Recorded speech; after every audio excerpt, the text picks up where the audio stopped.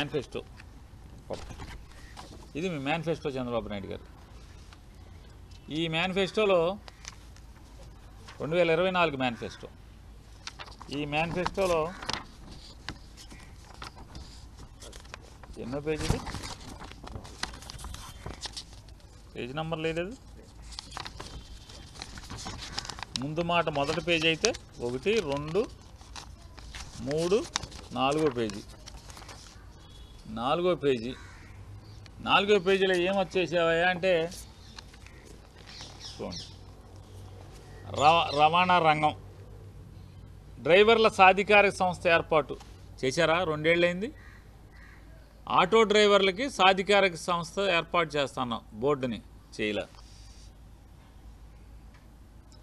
సరే, రుణాలు అన్నాడు, బీమా, డ్రైవర్లకి ప్రమాద బీమా అన్నాడు, హెల్త్ ఇన్సూరెన్స్ అన్నాడు, విద్యా రుణాలు, చదువుకుంటా అక్కడ పిల్లలు చదువుకుంటా విద్యా రుణాలు, డ్రైవర్లందరినీ ఓనర్లుగా చేసేస్తా అన్నాడు. వాహన కొనుగోలుకి 4 లక్షల రూపాయల వరకు 5% వడ్డీకి గవర్నమెంట్ నుంచి లోన్ ఇస్తా అన్నాడు. మేనిఫెస్టో. ఎవరికన్నా ఒక్కడికి 4 లక్షలు తప్పున ఒక్క ఆటో కొనిచ్చారు ఎవరికన్నా మీరు? ఒక్కడికి. ప్రమాద సౌకర్య బీమా ఎవరికైనా ఇచ్చారా? 10 లక్షల బీమా అన్నారు. ఆటో డ్రైవర్ యాక్సిడెంట్గా చచ్చిపోతే 10 లక్షల బీమా వచ్చేట్టు ఇన్సూరెన్స్ చేస్తా ఉన్నారు ఫ్రీగా. చేశారా? చేయలేదు కదా. హెల్త్ ఇన్సూరెన్స్ చేస్తా అన్నారు, చేయలే. పిల్లలకి చదువులకి రుణాలు ఇప్పిస్తా అన్నారు, ఇప్పించలా. అసలు విషయం ఇక్కడ వచ్చింది. ఏమంటారు? బ్యాడ్జి కలిగిన ప్రతి ఆటో డ్రైవర్కు, ట్యాక్సీ డ్రైవర్లకు, హెవీ లైసెన్స్ కలిగిన ప్రతి లారీ టిప్పర్ డ్రైవర్కు ఏటా 15,000 ఆర్థిక సాయం.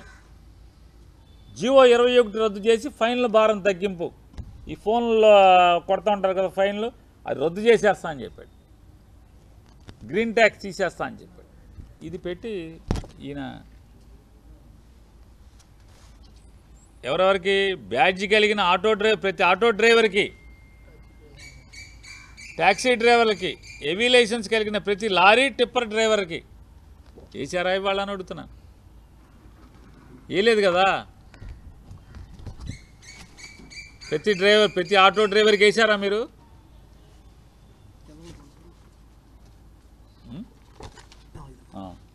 సొంత ఆటో, ట్యాక్సీ,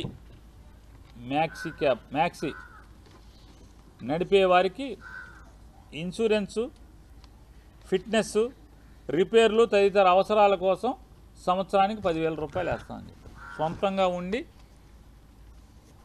ఆటో కానీ, క్యాబ్ కానీ, మ్యాక్సీ క్యాబ్ కానీ ఇవి ఉన్నోళ్ళకి లైసెన్స్ ఉండి దాని మీద బతికేటువంటి, సొంతంగా అదే కొనుక్కుని బతికేటువంటి వాళ్ళకి 10,000 రూపాయలు వేస్తామని చెప్పాం. యాజ్ ఇట్ ఈజ్ మాట నిలబెట్టుకున్నాం కదా. మరి మీ మేనిఫెస్టో ఏం చెప్పారు? మీ అబ్బాయి ఏం చెప్పాడు? మీరేం చెప్పారు? మీ అబ్బాయి ఏం చెప్పాడు? మీరు పవన్ కళ్యాణ్ కలిసి ఏం చెప్పారు?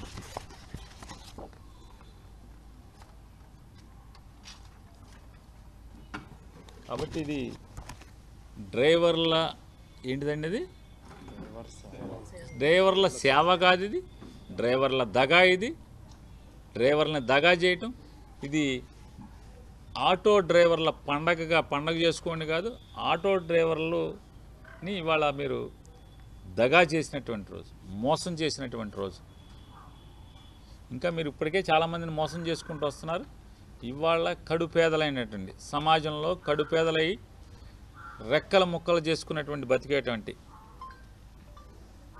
మీ అబ్బాయి చెప్పిన 13 లక్షల ఆటో వాళ్ళు, మరి మీరు పవన్ కళ్యాణ్ కలిసి చెప్పినటువంటి ఆ 13 లక్షలు ప్లస్ కొత్తగా ఈ 2 ఏళ్లలో మరొక లైసెన్స్ సాధించినటువంటి 1 లక్ష ఎంతమంది ఉంటారు కదా.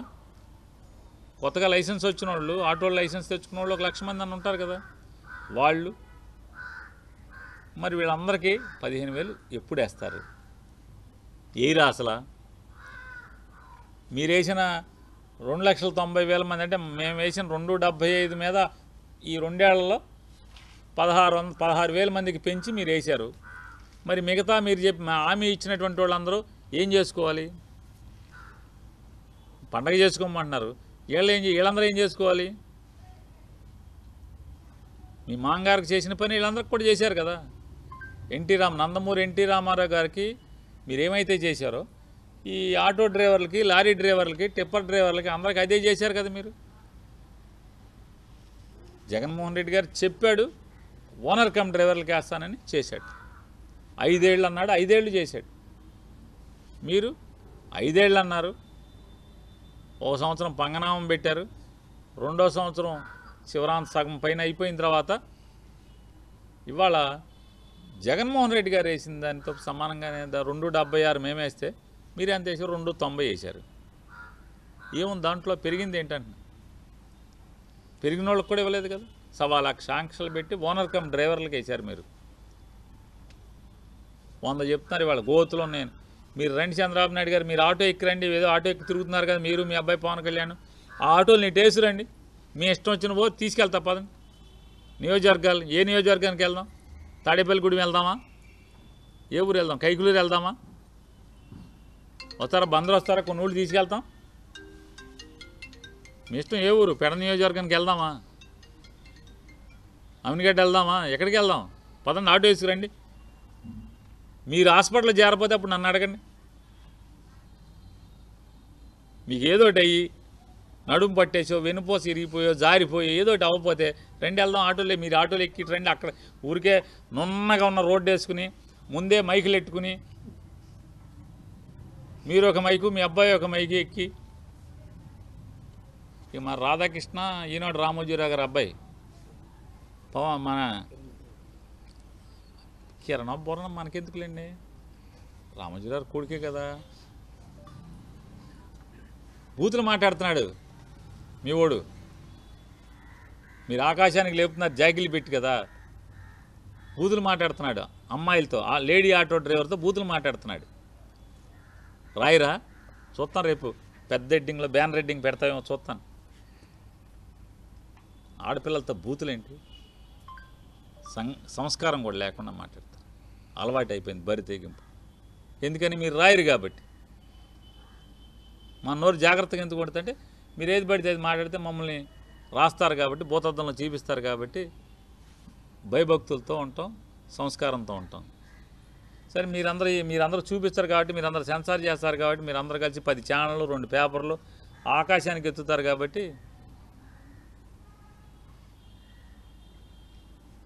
ఈ రోజున డ్రైవర్లందరికీ పండగ రోజు కాదు, దండగ రోజు.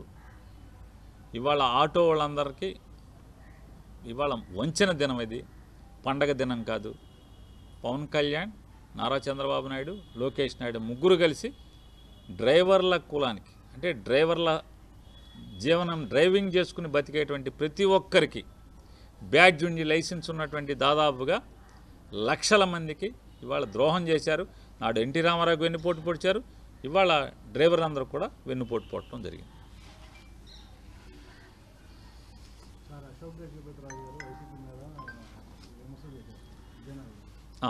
దేవాలయం దర్శనం చేశారు, వంశపారపద ధర్మకర్తగా రామతీర్థం వెళ్తే నన్ను అవమానానికి గురి చేశారు. మ్యాక్సిమం వాళ్ళ ఉద్యోగస్తులు కూడా జీతాలు ఇవ్వట్లేదు. వాళ్ళ ప్రభుత్వం ఎవరికి ఇవ్వట్లేదు? ఆ సంస్థ ఉద్యోగులకి జీతాలు కూడా. మాన్సా అనేది ఉందిలేండి. మాన్సాక ఇప్పుడు ఆయనకు ఒక్కొక్క బిస్కెట్ లాగా బిస్కెట్ ఒకటి పడేసాడు చంద్రబాబు నాయుడు. గోవాలో సముద్రం ఒడ్డున ఆయనకు 2 అలవాట్లు ఉన్నాయి. జాగ్రత్తగా అవి చేసుకుంటా ఎందుకు ఇక్కడికి వచ్చి రాజకీయాలు ఇవన్నీ. గవర్నర్ గారికి హుందాతనం కాపాడితే మంచిది. వయసు రాగానే సరికాదు వీళ్ళందరికీ.